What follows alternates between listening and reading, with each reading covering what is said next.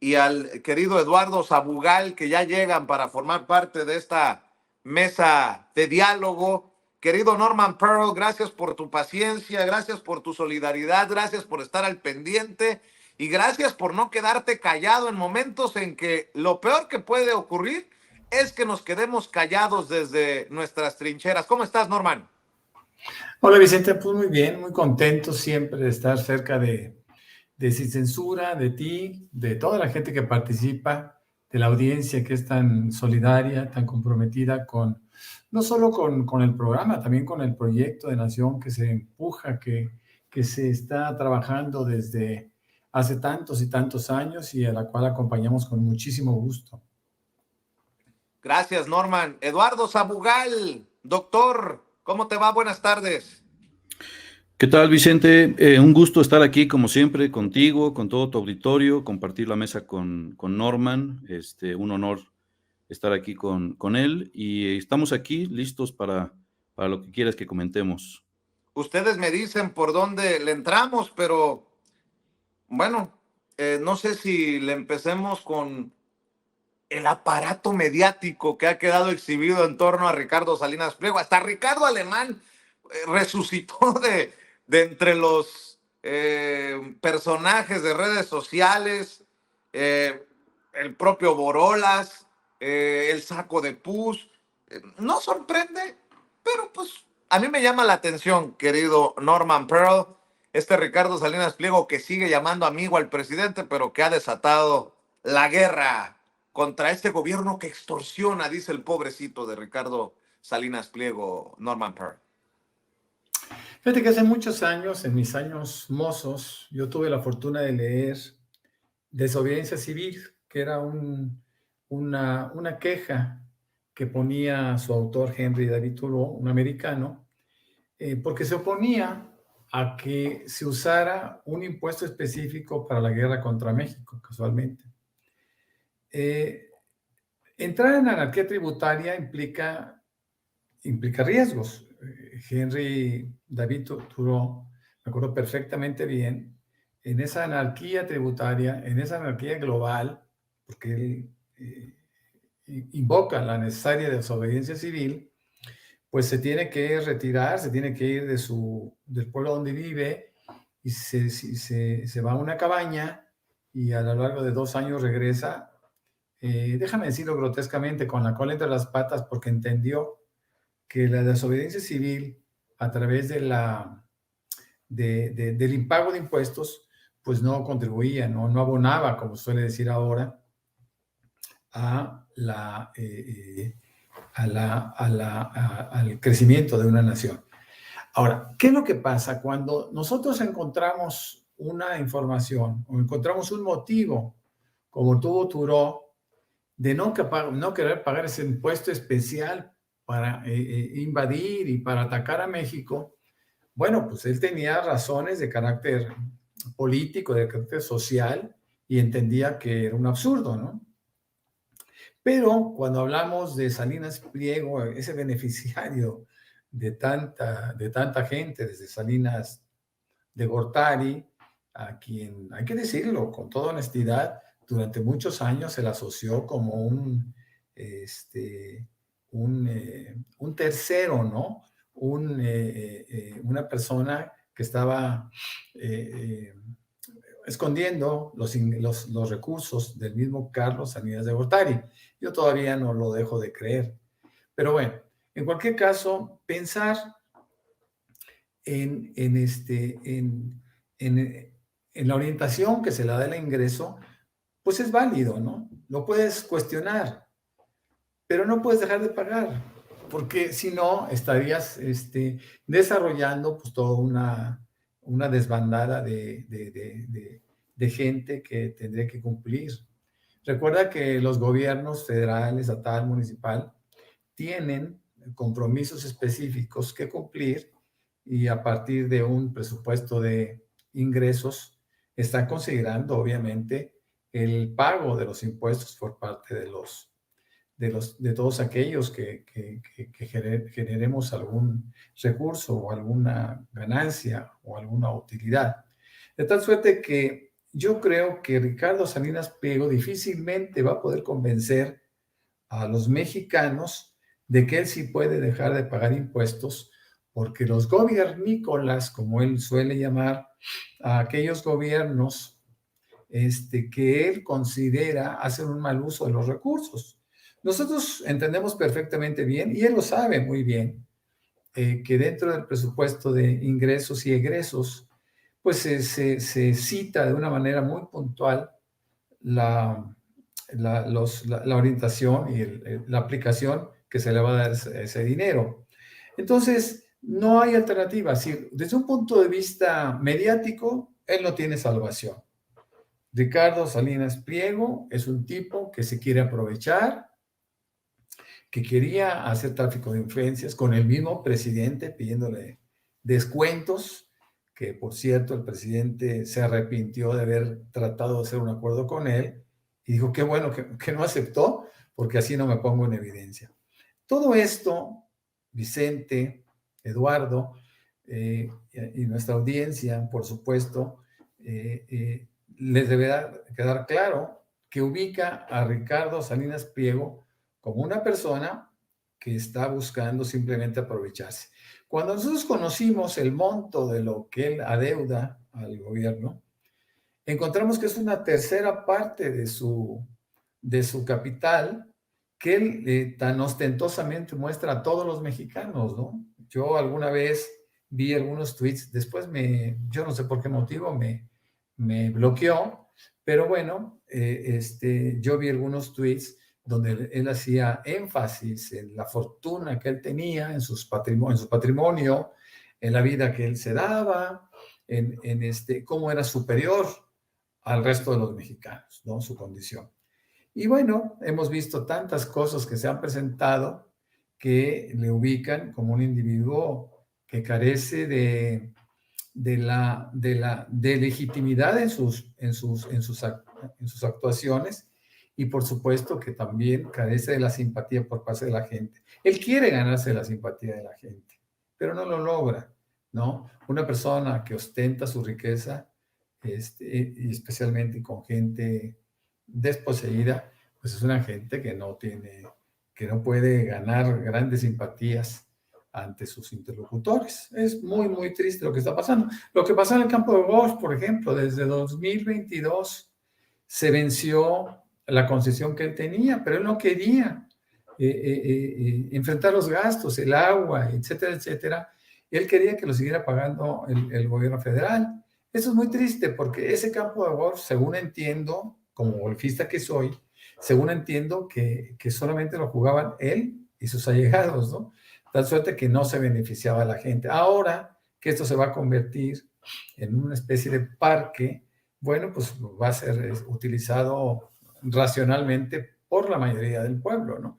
Que es lo que en Huatulco seguramente estarán aplaudiendo, aunque ellos hayan buscado a un grupo de Cádiz y a un grupo de gente que teóricamente dependía de este campo de golf para ejercer sus quejas. Bueno, seguramente deberán de ser liquidados por él mismo, porque él era el concesionario, ¿no? Eduardo Sabugal, en un día movidito, bueno, horas, porque es desde anoche, ¿cómo ves la situación?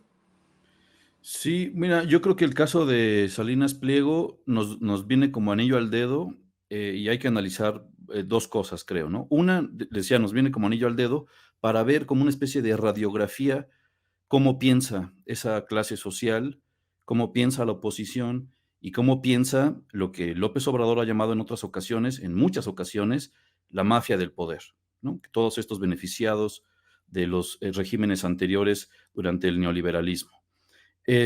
Me acuerdo de un documental que vi sobre unas trampas que habían diseñado en África para changos, que consistía en una especie de caja como donde se ponen los pañuelos desechables, que la mano solo se puede meter de forma extendida. Adentro había una banana y cuando el chango empuñaba la banana, no podía obviamente sacar la mano de esa caja. Tenía que soltar la banana, volver otra vez la mano plana y poder sacarla. Algo muy sencillo. Sin embargo, los changos, creo que eran chimpancés, no podían hacer eso. porque no querían soltar la banana. Bueno, esa es la lógica de este señor, ¿no?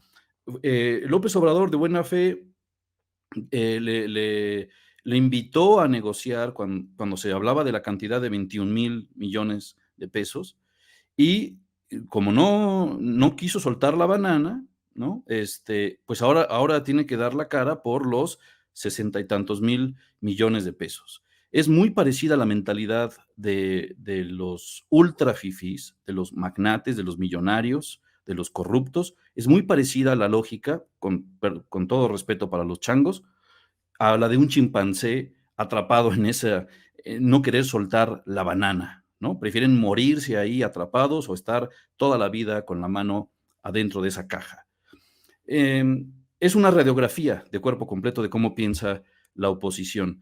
Que llamen textoservidores a gente que piensa y escribe, habla también de cómo es su relación de él con sus empleados o con la mayoría de las personas.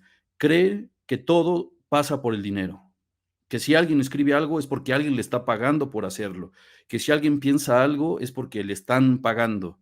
Todo lo monetiza, todo lo mercantiliza.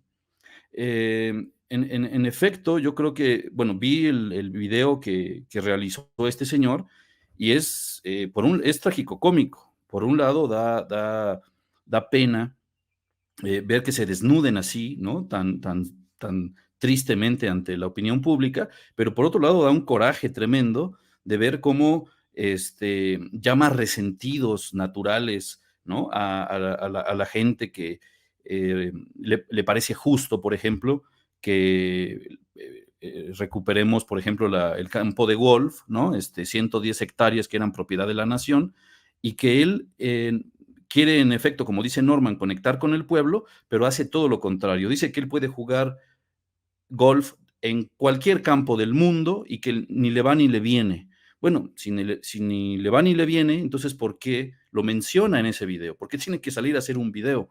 Antes los millonarios estaban allá en su torre de marfil, rara vez hacían una aparición pública, y ahora, como bien decía el Fisgón hace un momento, se está desmoronando toda ese sistema de complicidad entre los más media y la corrupción de las altas esferas. Y en segundo lugar, bueno, creo que está habiendo un viraje rumbo a las elecciones del 2 de junio y hay que estar atentos. En eso sí, me parece que hay un cambio de estrategia también del propio López Obrador al mostrar todo exactamente cómo está la deuda con el SAT de este señor, de subir a la página del gobierno los documentos. Creo que hay un cambio de estrategia de López Obrador porque también hay un cambio de estrategia en la oposición, que se van a venir con todo. Yo creo que lo de Salinas Pliego y su video confrontando al presidente directamente es la punta de lanza de una andanada que se viene con todo, en redes sociales, con bots, con fake news, y entonces hay que estar muy alertas. También coincido con lo que decía Paco Sevilla, de tener mucho cuidado Ricardo con lo que Sevilla. consumimos. Paco Cruz, ¿no? No, perdón, Sevilla. Ricardo Sevilla. Ricardo Sevilla, perdón, Ricardo. Decía Ricardo, hay que tener mucho cuidado con lo que consumimos, porque se viene una andanada, me parece, que obviamente pensando en el 2 de junio, ¿no? Entonces hay un cambio de estrategia y también creo que hay un cambio de estrategia en el propio gobierno. Por cierto, dice Xóchitl Gálvez que ella es chingona, que no se deprimen por las encuestas. No sé si vaya a deprimir por los deslindes.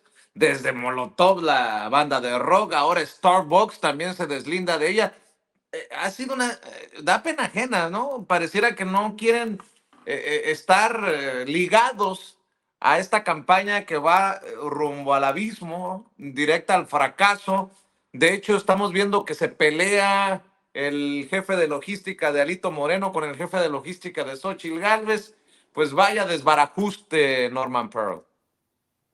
Es un derrumbe, no le sale nada. Todo le sale mal. Fíjate que con respecto a lo del café, a mí me llamó mucho la atención la forma tan arbitraria como utilizan la información de Xóchitl Gálvez promocionándola para el 24. Y no pasa nada, simplemente ellos están acostumbrados a pedir una disculpa y dicen, bueno, pues es que yo no sabía, ¿no?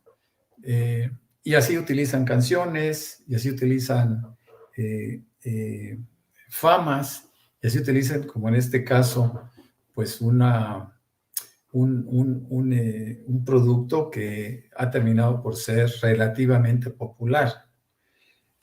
A mí no me gusta el café y yo jamás entro a estos sitios. Sin embargo, entiendo que mucha gente, a pesar de no ser fifís, lo consumen o lo consumían hasta ahora. Yo creo que al igual que este Claudio X González, están poniendo en riesgo sus empresas, ¿no? Porque, bueno, yo sé que son concesionarios, ¿no?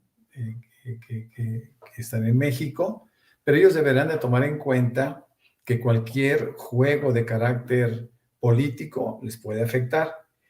Quisiera nada más hacer esta consideración. Una buena parte de la gente que consume esos productos está molesta, pero los mismos productores de estos productos saben perfectamente bien que es un riesgo jugar con la perdedora, ¿no? Y yo asumo que más que más que el temor que tienen por perder ventas, están temiendo que los asocien con una mujer con las características de Xóchitl Gálvez. Y entre sus características podemos citar cosas que son terribles, ¿no? Entre otras cosas, pues la corrupción, la actitud que tiene ante sus competidores, la forma como pretende fortalecer sus posibilidades, pero sabe perfectamente bien que se derrumba y nadie quiere estar ya con el perdedor. Yo me he preguntado muchas veces si ese 25% que eventualmente podría votar por ella, si realmente se consideraría un voto duro. Yo estoy seguro que Claudia y Morena en general tienen un voto muy duro, inamovible. Pero en el caso de Xóchitl Gálvez lo dudo mucho. Yo he pensado que en algunos casos, ciertamente ese 25 o 30% no va a votar por Claudia, pero tampoco va a votar por Xóchitl, porque se sienten agredidos simplemente por lo que les pasa. Yo alguna vez hice un tuit donde platicaba con queretanos panistas en una comida y nadie quería a Xóchitl Gálvez, ¿no? ¿Por qué? Porque no la asumen como parte de ellos, partiendo de educación, partiendo de costumbres, etcétera, etcétera. Entonces yo creo que Xóchitl Gálvez es una desgracia en la elección, ¿no? Se equivocó Claudio X González, se equivocaron sus jefes, la gente que maneja todo esto. Yo creo que Xóchitl Gálvez va a pasar a la historia como uno de los personajes más folclóricos y más grotescos que ha mostrado la política mexicana, mi querido Vicente y Eduardo. Y lo que faltaba, pareciera que se convierte además en una delincuente electoral o una violadora de las leyes electorales, Xóchitl Gálvez. Estaba leyendo a Pedro Miguel, a quien le mando un saludo, y dice, oye, INE, ¿cómo que Xóchitl Gálvez le pide a los empresarios que convenzan a sus empleados de votar por ella? Se nota la desesperación, pero también se nota un posible delito electoral, al menos en grado de incitación. Mi querido Eduardo Sabugal, da tus comentarios, tus opiniones. Sí, y eso va a ocurrir de forma generalizada. Los patrones van a querer incidir en sus subalternos o en sus empleados o como se les quiera llamar, pero falta que eso tenga efecto, ¿no? Yo creo que el pueblo en efecto ya está en otro nivel de conciencia, va a votar por quien le dé la gana, independientemente de la coacción o la pretendida coacción o la indicación directa de sus patrones, ¿no? O sus empleadores. Y tiene que ver también esto, lamentablemente, con la campaña del miedo. Creo que si algo, si hay un eje dudo que lo haya, pero si hay un eje rector en la campaña de esta mujer. Se convierte además en una delincuente electoral o una violadora de las leyes electorales. Xóchitl Gálvez, estaba leyendo a Pedro Miguel, a quien le mando un saludo, y dice: oye, INE, ¿cómo que Xóchitl Gálvez le pide a los empresarios que convenzan a sus empleados de votar por ella? Se nota la desesperación, pero también se nota un posible delito electoral, al menos en grado de incitación. Mi querido Eduardo Sabugal, da tus comentarios, tus opiniones. Sí, y eso va a ocurrir de forma generalizada. Los patrones van a querer incidir en sus subalternos o en sus empleados o como se les quiera llamar, pero falta que eso tenga efecto, ¿no? Yo creo que el pueblo en efecto ya está en otro nivel de conciencia, va a votar por quien le dé la gana, independientemente de la coacción o la pretendida coacción o la indicación directa de sus patrones, ¿no? O sus empleadores. Y tiene que ver también esto, lamentablemente, con la campaña del miedo. Creo que si algo, si hay un eje, dudo que lo haya, pero si hay un eje rector en la campaña de esta mujer, Xóchitl, es el miedo, ¿no? O sea, crear, no sé, en sus spots radiofónicos, repite la palabra miedo una y otra vez, ¿no? Quieren, pululan noticias falsas que tienen que ver con el miedo.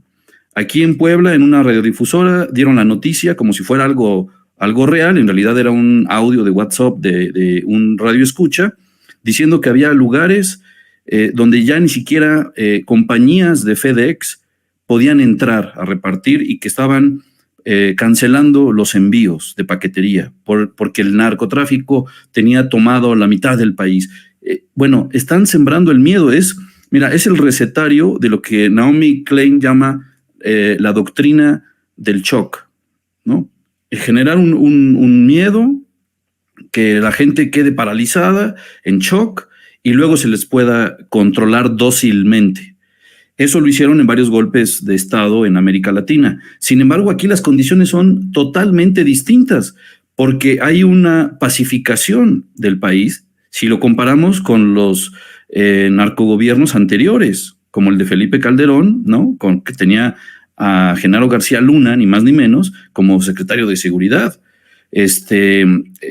Cuando realmente estaba el país envuelto en llamas, ¿no? Entonces, ¿cómo es posible que quieran imponer una narrativa de miedo, movilizar al miedo con falsedades, ¿no? Cuando los que vivimos en México, las que vivimos en México, sabemos precisamente cómo está la realidad. Que siga habiendo homicidios, que siga habiendo feminicidios, que siga habiendo cotos de poder cedidos obligadamente al crimen organizado, claro, eso es un hecho, ¿no? No, tampoco nos chupamos el dedo.